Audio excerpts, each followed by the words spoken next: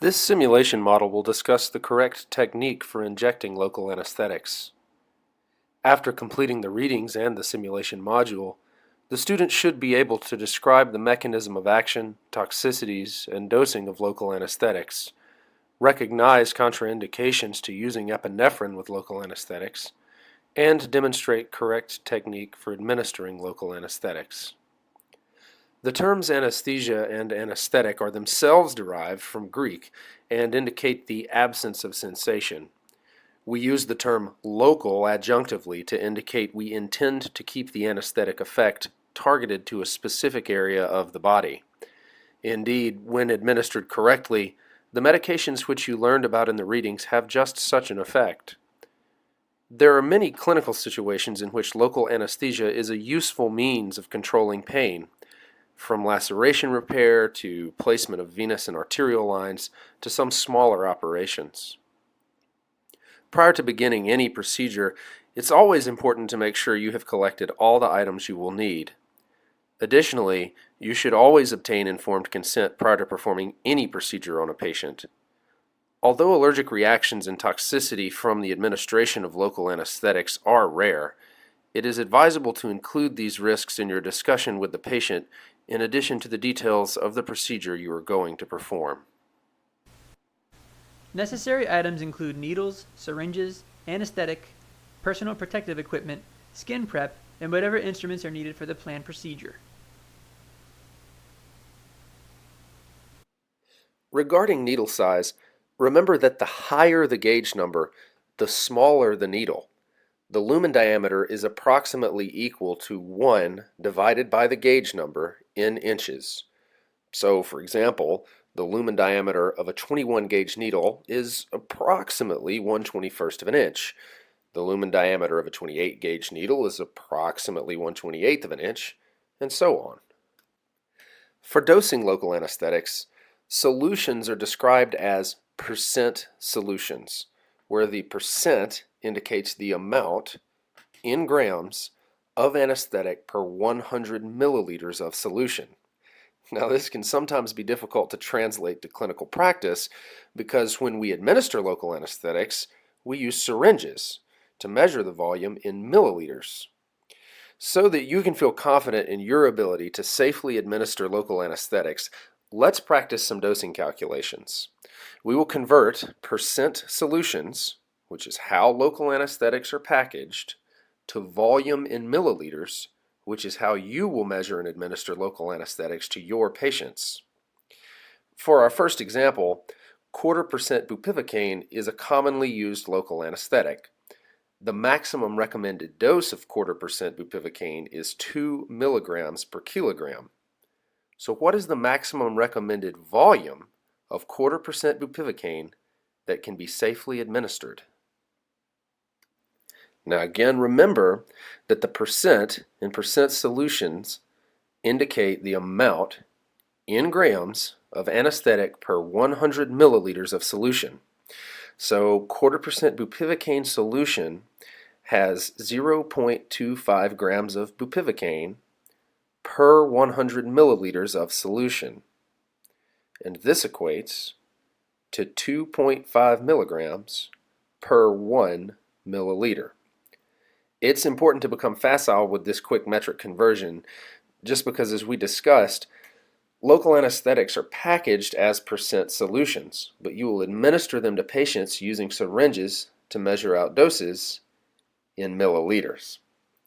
After performing this metric conversion, you know that for every 1 milliliter of 1/4% bupivacaine solution you draw into your syringe, you will be administering 2.5 milligrams of bupivacaine to your patient.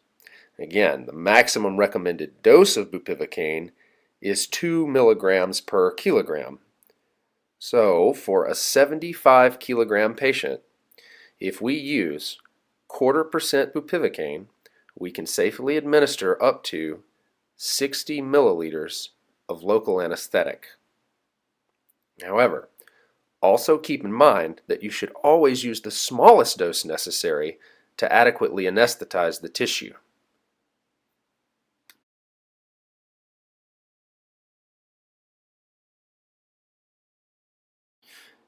Too much local anesthetic can cause systemic toxicity, beginning with symptoms like perioral numbness or tingling, taste changes, slow heart rate, and possibly escalating to seizures or life-threatening arrhythmia. Since clearly it is important to get dosing right, let's practice the same dosing calculations again, this time using 1% lidocaine, which is another commonly used local anesthetic. All the same steps apply. First, recall that the percent in percent solution indicates the amount in grams of anesthetic per 100 milliliters of solution. So, for 1% lidocaine solution, it has 1 gram of lidocaine per 100 milliliters of solution. After a quick metric conversion, we see that this equates to 10 milligrams per 1 milliliter. For every 1 milliliter of solution you draw into your syringe, you will be administering 10 milligrams of lidocaine to your patient. Now for lidocaine, the maximum recommended dose is 4 milligrams per kilogram. So for a 75 kilogram patient, this means we can safely administer up to 30 milliliters of 1% lidocaine. However, we again must repeat that the smallest necessary dose to achieve anesthesia should always be used given the risk of cardiovascular and central nervous system toxicity.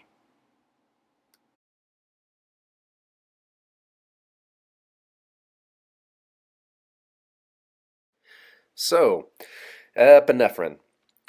Epinephrine causes local vasoconstriction and enables local anesthetics to remain in tissue longer. This, in turn, provides a longer duration of anesthesia.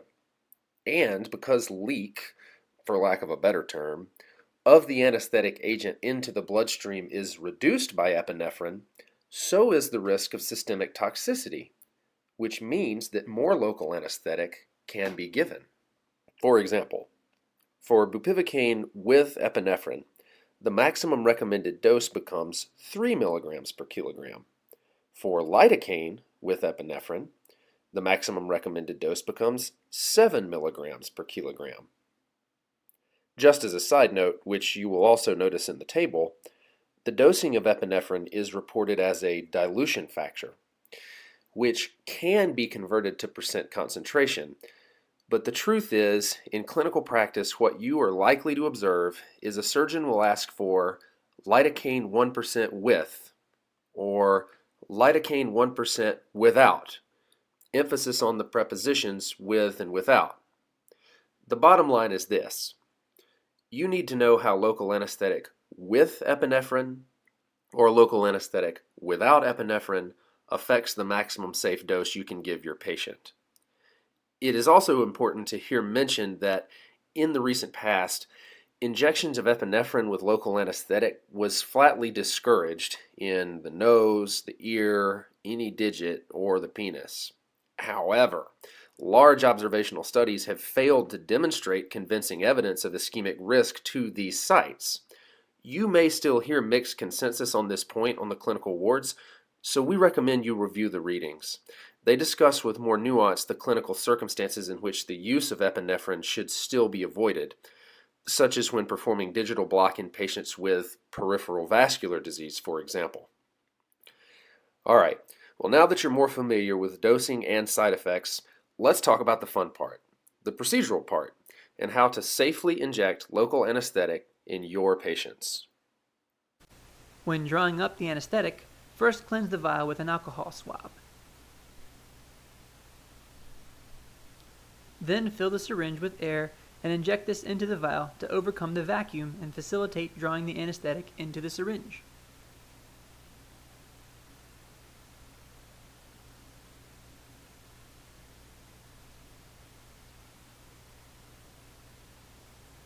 Any excess air should be expelled from the syringe by gently tapping it and slowly pressing the plunger with the needle oriented upwards so the air will escape.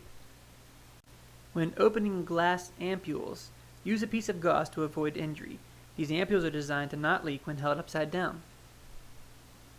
As these pictures will demonstrate, the needle should be inserted with the bevel facing up.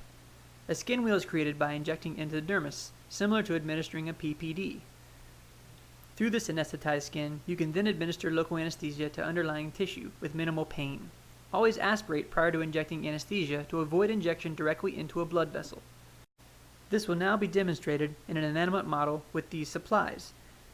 Again, with the bevel facing upward, a skin wheel is created into the dermis.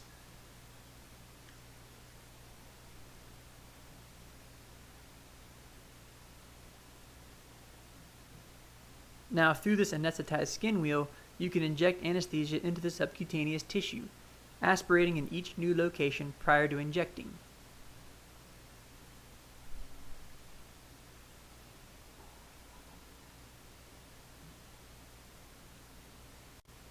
To demonstrate these techniques in a human model, one simply needs these supplies, including a human arm.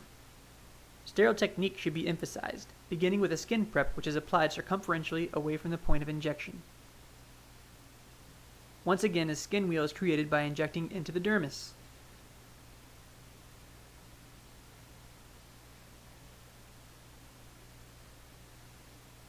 Oh! Then through this skin wheel, deeper tissues can be anesthetized with minimal pain.